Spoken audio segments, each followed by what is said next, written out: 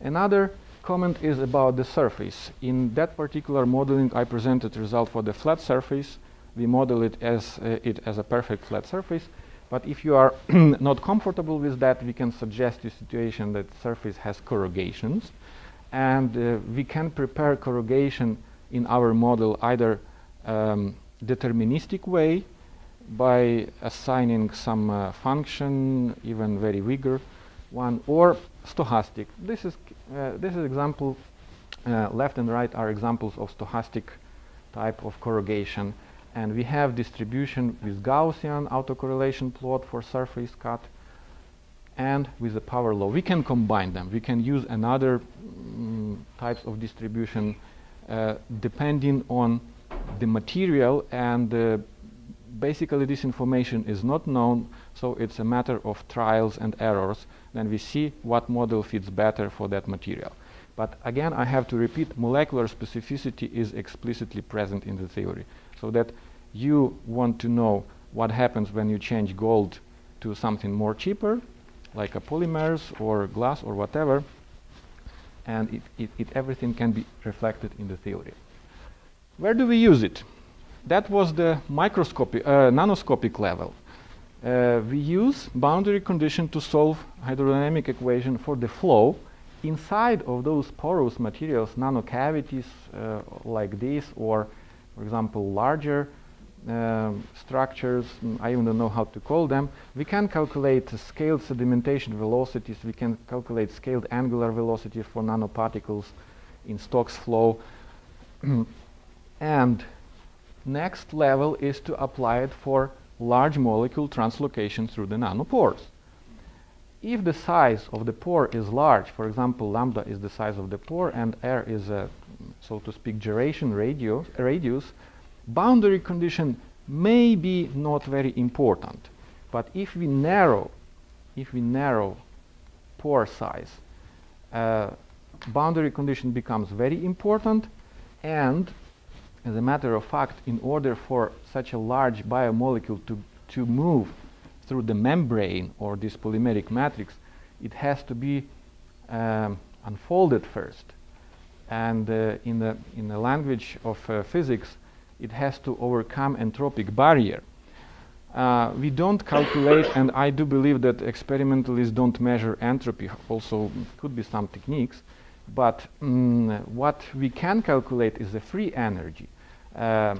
Those steps 1, 2, 3, 4, like unfolding, moving into channel, translocation, and folding again, can be described well in terms of passing different energy barrier, and using traditional thermodynamic relations we can express the same in terms of passing entropy barrier.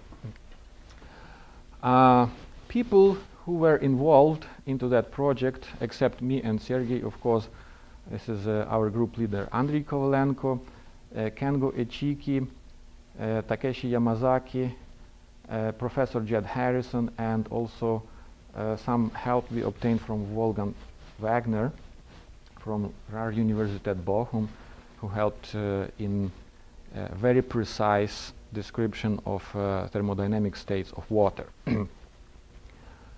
The reason why I dedicated so many minutes to that project is, again, to show you that to answer the question about creation of a device for biomedical analysis, we have to develop a theory that includes different time and length scales.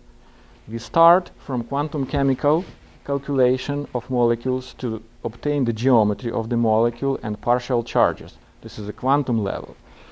We use those data to calculate equilibrium solvent structure, which is an input for time-dependent processes in the next microscopic level of description, where we use molecular theory of solvation, linear response theory, and finally molecular hydrodynamics.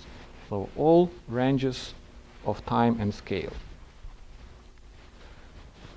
Another example where we use also all ranges of time and scale is project about polyelectrolyte membrane fuel cell. Sergey actually started, and he said few words about modeling of catalyst activity. What would be the next step in that? If we suppose that we already have answer how to improve catalyst activity, how to significantly reduce amount of very expensive platinum and available in not so large amount on the market, we have to solve equations of mass transfer, because all those chemical reactions in catalyst occur in porous media. So we have catalyst layer here. Diffusive mass transport with chemical reaction requires one type of description. The key word here is chemical reaction, because, for example, convective mass transport from flow channels to electrode doesn't involve any chemical reactivity. Actually, we can take into account, but the total contribution is virtually negligible. And another part of mass transfer is diffusive mass transport in electrodes. For all those parts of polyelectrolyte membrane fuel cell, slightly different theoretical models are needed, and in particular they differ in presence or not presence of chemical reactions in those equations. Another even next step after that, when we solve, is the heat transport processes in the same system. I don't want to say many words, because that is a kind of not decided yet part of the project. Also, it is included explicitly into 3-year ongoing project that we have now. But we already are in preparation, and we also include all levels of description, starting from quantum level, electron. This is a Schrödinger equation. We consider transfer through phonons, like a kinetic transfer. We take into account different boundary conditions, and at the very last step we end with the traditional Fourier equation of heat transfer.